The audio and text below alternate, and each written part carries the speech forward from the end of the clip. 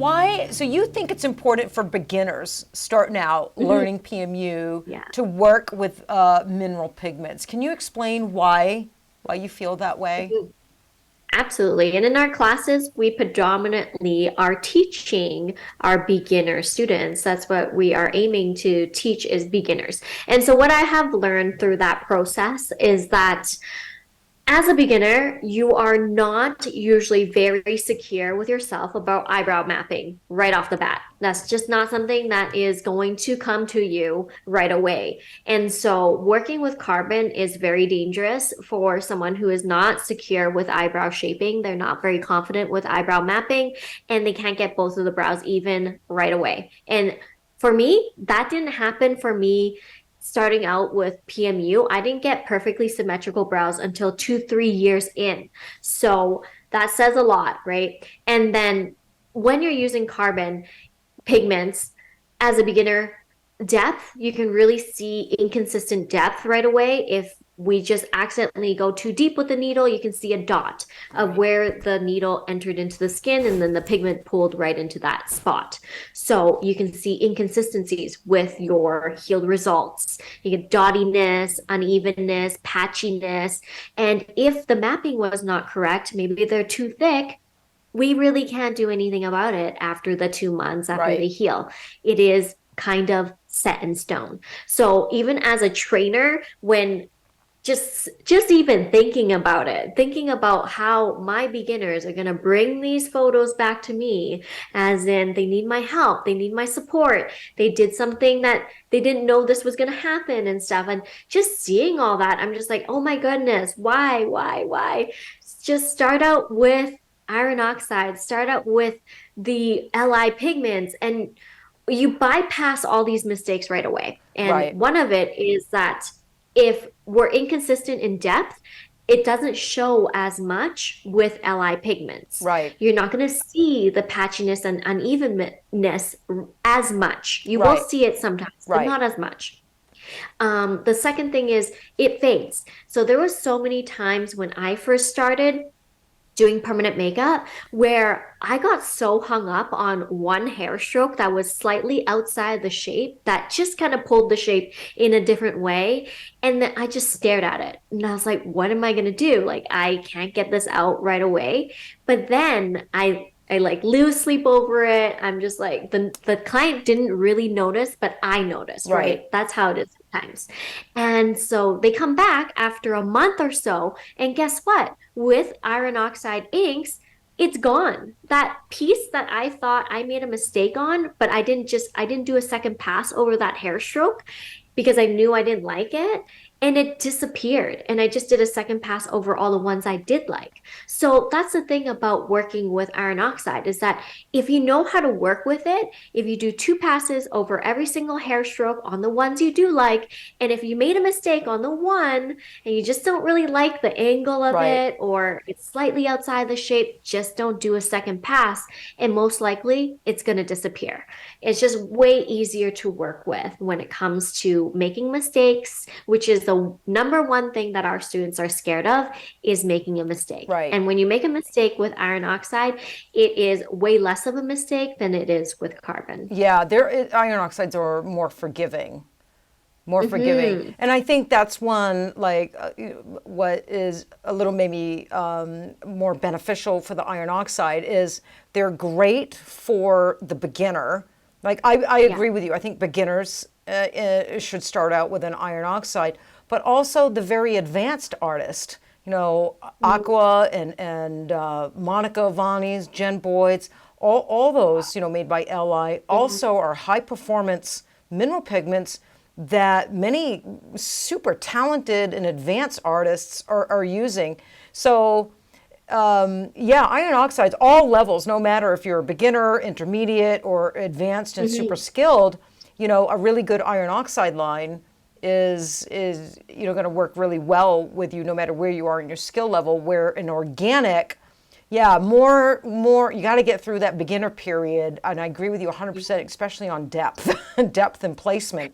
You know, we've seen some Oh, yeah. blurred hair strokes, you know, because you know they're using organics and they're going too deep, and it's supposed to be hair strokes, but, they come in for removal. And I'm like, and they're explaining this was supposed to be a hair stroke eyebrow, but it's Yeah. solid, and you can tell it was organic. I can tell you can tell it was organic, that it actually, the strokes, migrated and blurred, either Yeah. either because they went too deep, or they put strokes on, someone with large pores, really oily and textured, and that type of skin alone will blur a stroke, right? It's like almost Yeah. impossible to get a super fine, crisp stroke on that oily, textured skin. Yeah.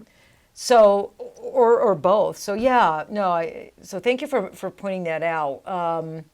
You And all that's why I feel like even in our classes, we always teach the difference between using an organic and inorganic pigment. We don't say that you have to use this one and this is it. This is the only one you can use because we want to educate our students on what is the benefits of using this pigment line, which is inorganic, and what is the benefits of using a carbon line, which is this or this type of pigment line, right. and what are the pros and the cons so that they can make the decisions themselves as well. And Yeah. later down the road, they can use a carbon line when they feel more confident.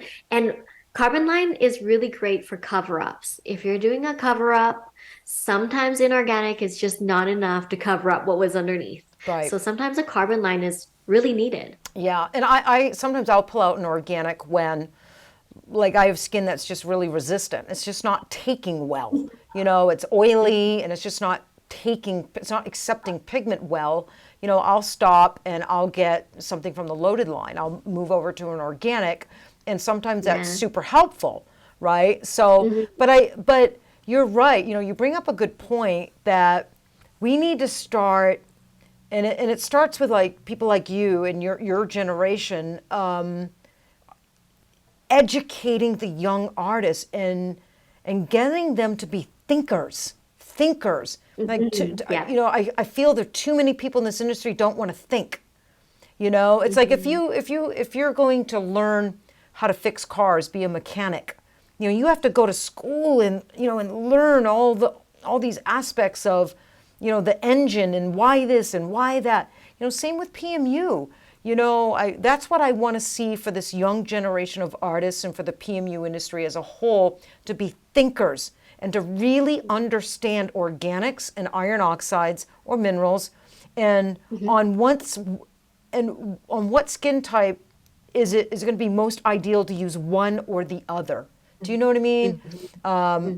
And same, like, with needles and machines and just all the different aspects of PMU, because too many people are not thinking, and they're not learning. They're just using either what their trainer told them to use. So I like that you're teaching them both, causing them to have to learn both and to start thinking right from the get-go, or they're using what's out there in marketing, right? Because some of the brands have big marketing budgets, and they're more visible, and some don't, and so so I like that. I like that.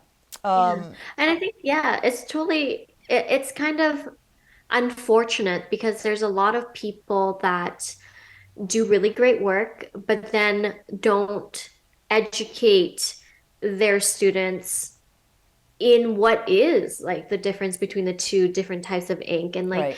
how are you supposed to work with this versus this? Because when I'm working with organic, I'm saturating less, right? I don't want full saturation when I'm working with organic carbon type of pigment. Right. So I need to teach my students that.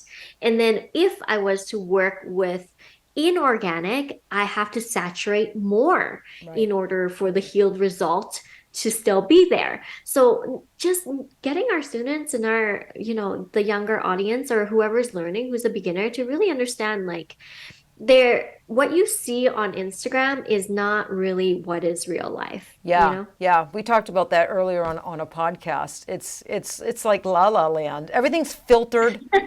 Everything is so filtered and photoshopped, and it's just, you know, it's not real life, like what really goes on in a procedure room for artists on a daily basis, right? You Hmm. know, so I agree. yeah.